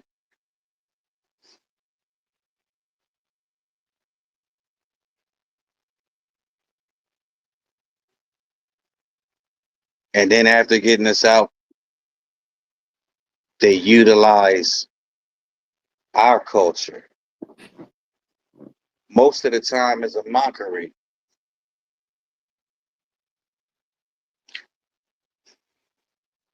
They call some of these lodges even Shriners.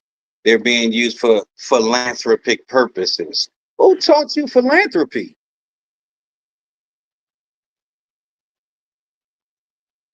Who taught you logical thinking? And just on a basic level, who taught you to wash your ass?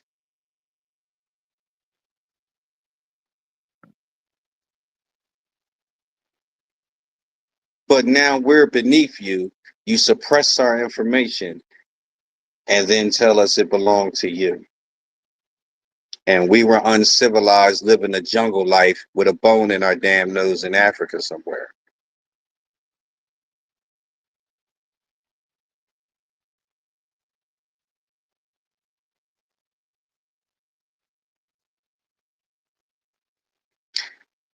Brothers and sisters, it's important to know this because the time is up.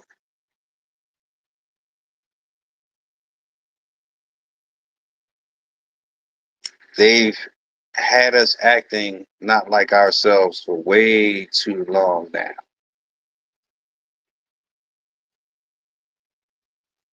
And then every time you got a certain amount of brothers that want to wake some of us up, It'll be another sect of brothers to try to take it down and counteract.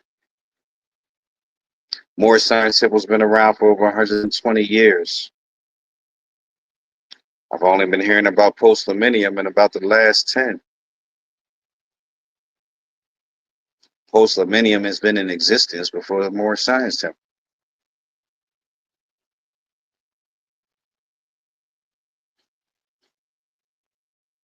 My brothers and sisters, I'm not at odds with any faction of Moors or anything. That's not my vibe.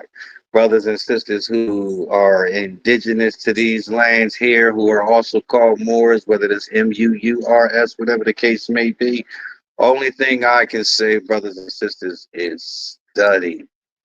Look at these things from a international perspective, from a political perspective, because looking at it any other way, when you get down to the get down, ain't gonna change nothing. I don't see nations from other countries talking about any tribes. They're talking about nations. The Moroccan power is a bunch of tribes, but we still one nation. You don't want to call yourself Moor? I want to say that's fine, that's cool, but it's not.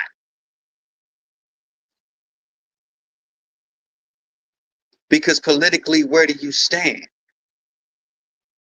When talking to other nations, where do you stand?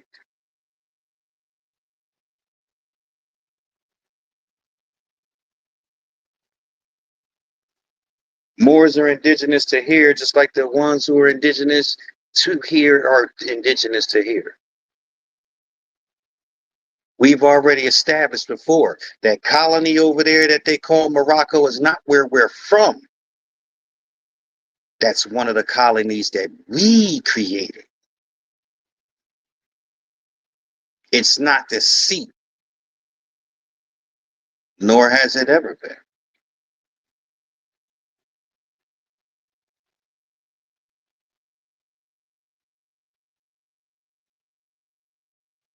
They had to take us down in our own land before they could take us down anywhere else. And when you start to look at what the Franciscan Brotherhood was doing over here, and the French was doing over here, do studies on New Orleans, do studies of Louisiana. Look into that.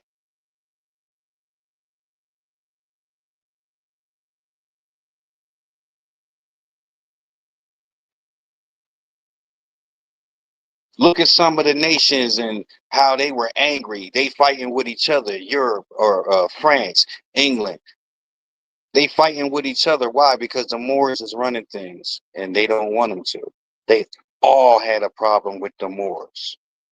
And they all had basic treaties with the Moors.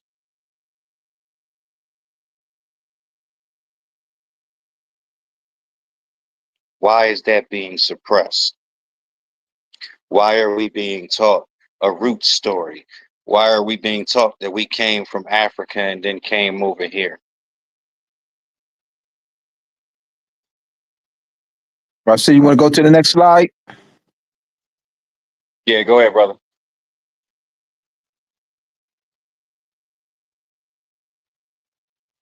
Historical foundations, Moorish civilization in Spain and North Africa vastly influenced the intellectual climate of medieval Europe, especially in areas such as architecture, mathematics, and astronomy. Many historians argue that European Freemasonry borrowed some of its secret wisdom, symbols, and philosophies from the Moors, most notably after their rule in Spain ended and the knowledge was absorbed and encoded by later Western secret societies.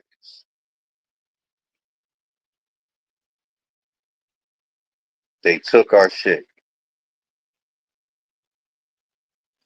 and then banned us from using it.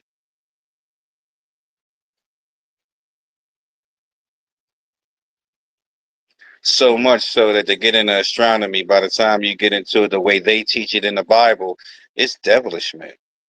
It's satanic. Anything to keep us away from learning what was ours.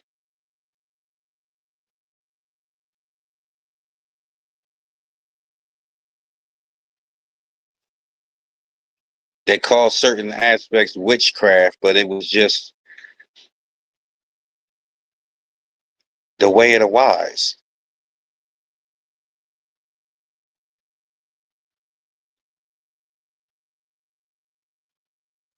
And it all translated or came back to us. They take what we have, transliterate it into a certain format, and then because of the mindset of the people, they can give it to them as dogma and subjugate them. I'm not going to get into the aspect of the subjugation of religion. I'm going to just say the subjugation of certain dogma that most religions utilize in order to keep the people at bay, to keep them asleep. We'll go to the next slide. Go ahead, brother.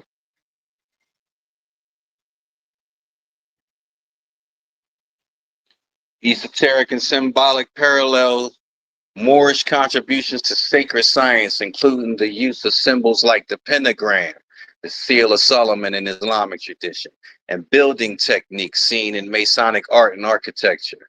The square, compass, and other Masonic tools may reflect the coded transmission of Moorish wisdom about the laws of nature, the cosmos, and mathematics. Encounters between Freemasons and Sufi mystics in Moorish lands led some to claim a shared parentage of mystical traditions, with Sir Richard Burton describing Sufism as the eastern parent of Freemasonry.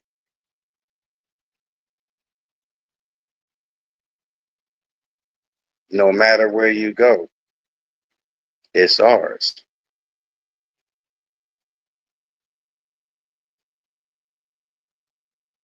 These things that some of our brothers and sisters enter these lodges and these places and these organizations in order to get this light, and they paying. And they're not getting light. I mean, they're not getting light. Like, what are you paying for? Some pay for the fraternity. I'll give you that. Yeah. Because the brotherly love can be real. Mm-hmm. But to wear a fez, to be in a shrine, it costs thousands. I'm sorry. Yeah. I don't need the shrine to wear my fez. Especially when you're not even teaching me past 1872 about my fez.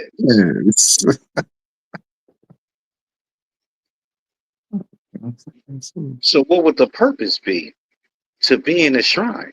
Like they say, it's a, just for philanthropic reasons, for brothers to come together and have fun and all of that. They're in mockery of my damn culture. You having fun imitating me, but gonna charge me for it and tell me I can only wear it once a month? Yeah, all right. That don't sound like freedom to me.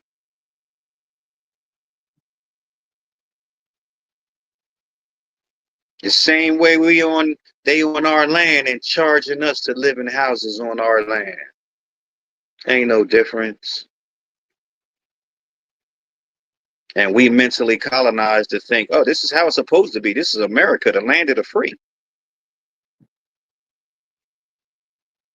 They didn't colonize our mentality to believe the American dream.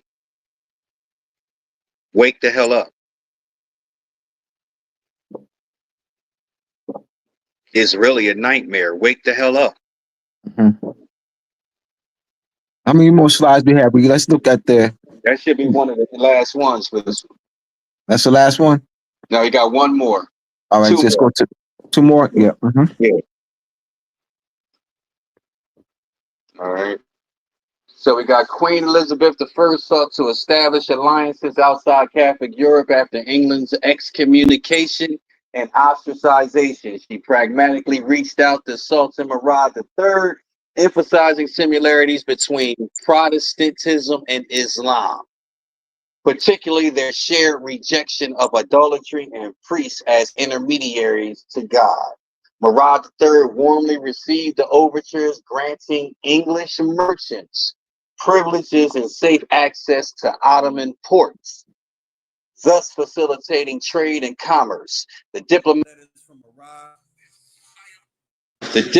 letters from Murad to Elizabeth were lavishly decorated and formal, marking a cordial alliance spanning about 17 years. Diplomatic exchange, the correspondences reflect mutual respect, though Murad addressed Elizabeth as a subordinate sovereign within his cosmic and imperial worldview. Elizabeth called herself the defender of the Christian faith while recognizing Murad as sovereign of the Eastern Empire. This alliance had significant commercial impact, allowing England access to lucrative Ottoman markets, which undercut Spanish dominance in Mediterranean trade. So basically, not only did she stop the Catholic, she get help to stop the Catholic Church from taking her lands.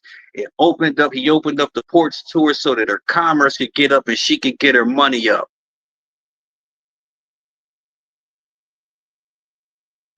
And he looked at her as what?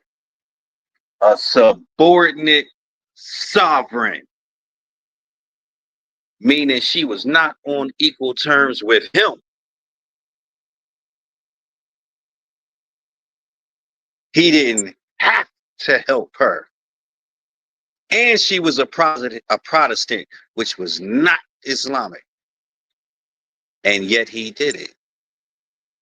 And he kept the Catholic Church off her ass. And he got her to put some money in her pocket by opening up the ports for her to be able to come there and do trade when Spain couldn't. Spain couldn't do nothing in no Ottoman ports.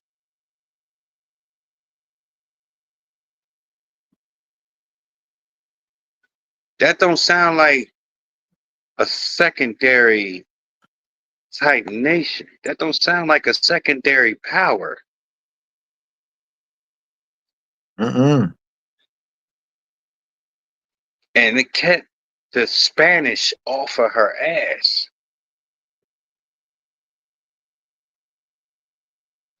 That means it kept the Inquisition off of her ass. This is a Moroccan power. I'm sorry, Islamic power, not Arabic. An Ottoman power. Family name. Yep, Osman. Yep. House of Osman. Yep. We go to the last slide. Last one.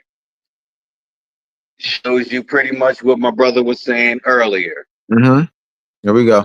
Fez, Medina, you got the scimitar, the moon and crescent. And look at the name on the Grottoes fez. Mm-hmm. The bottom at the bottom. The black fez, the Grottoes. Mystic Order, MOVPER, stands for Mystic Order of the Veiled Prophets of the Enchanted Realm. Mm-hmm. And then that's the shrine, that's that temple's name, Mori.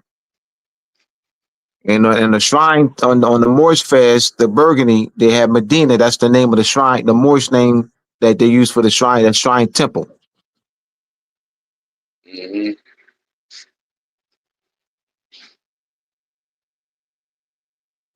And Art Mori, they say, is part of a Latin phrase where the full version is Art Vincere, Art Mori, either to conquer or to die.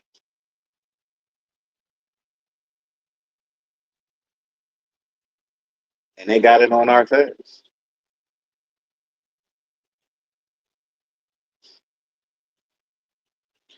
They're utilizing what's ours right in front of us, brothers and sisters. They claim to use it for fun. They claim to use it for philanthropy. Nowhere are they telling you that it's yours. Even in the mystic order of the veiled prophet, what the grotto is. You won't get too many rituals or ritual information. You might get a little bit, but their auxiliaries, they got cauldrons and mysterious witches of the Salem trials, all of that. What was it? Mysterious order of witches of Salem.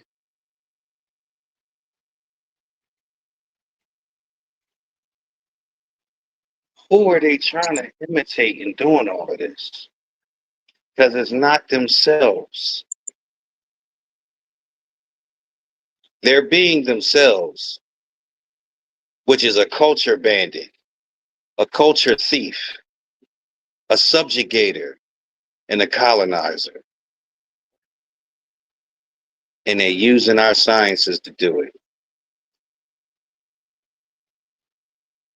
They got us running around chasing dogma while they're wearing our shit in secret.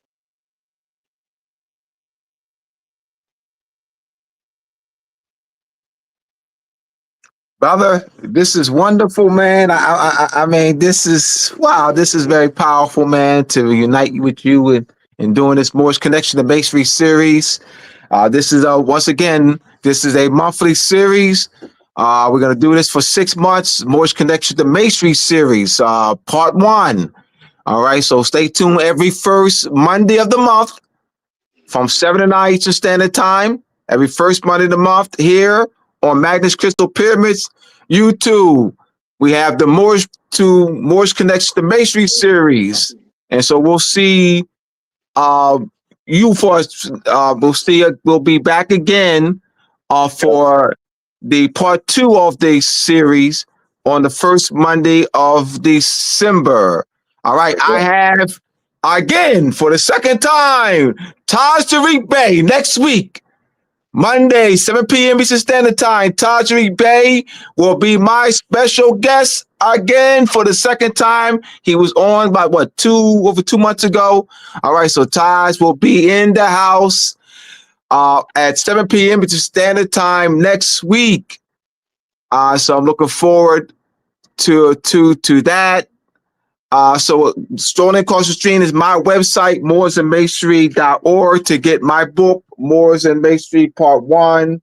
Go to mooresandmasonry.org, as well as Part 2, as well as my other books, etymology books, the Masonic Compass Square and the Connection of Measurement and Timekeeping, the How a Venus and Moon Rule, the Illuminati and the Illumination of Mind. Go to mooresandmasonry.org.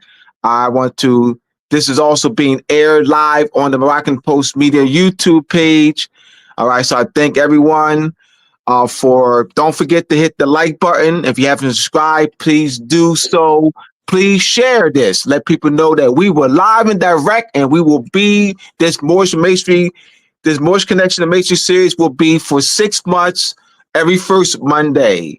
All right. Once again, I'll see y'all next week with Taj Tariq Bey as my guest for the second time. Peace, everyone. Brother Israel, thank you for co-piling with us, brother. I greatly appreciate you, brother. Thank you. RaSirius, before we close it out, RaSirius. Yeah, Brother Israel, I definitely want to thank you. Brother Ab, want to thank you, brothers and sisters. I thank you. Hopefully, I gave you quality for these 2 hours. The next one will be great. We'll continue with this series, and hopefully, it'll bring you more light and love. And with that, I say Islam. Peace. Peace.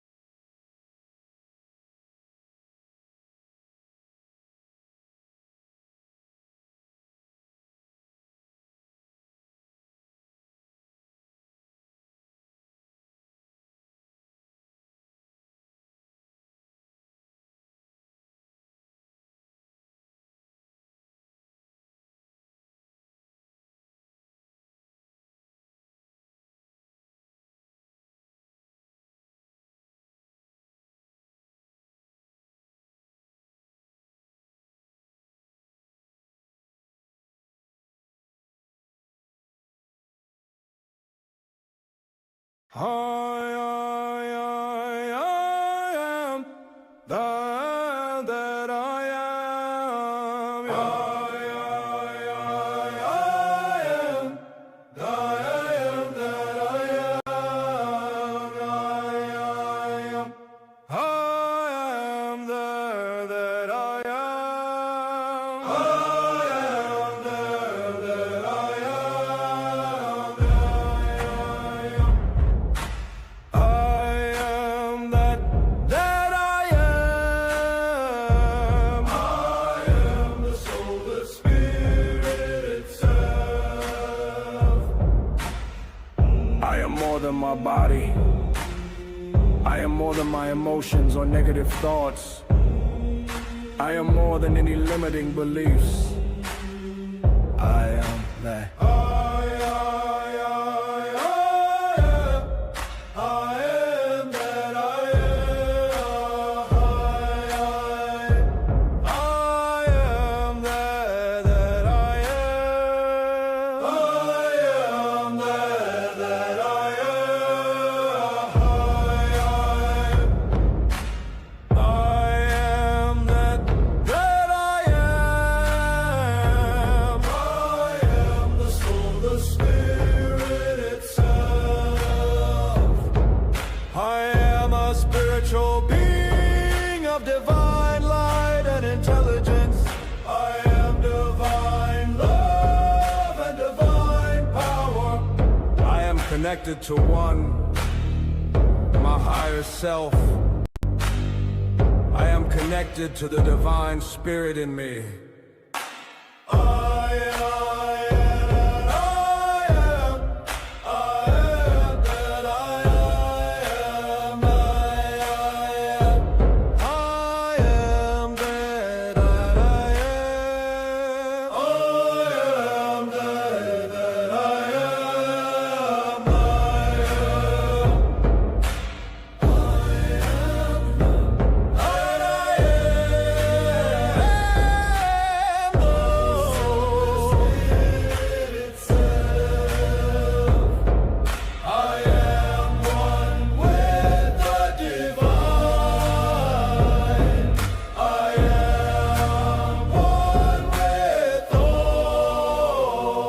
There is only oneness.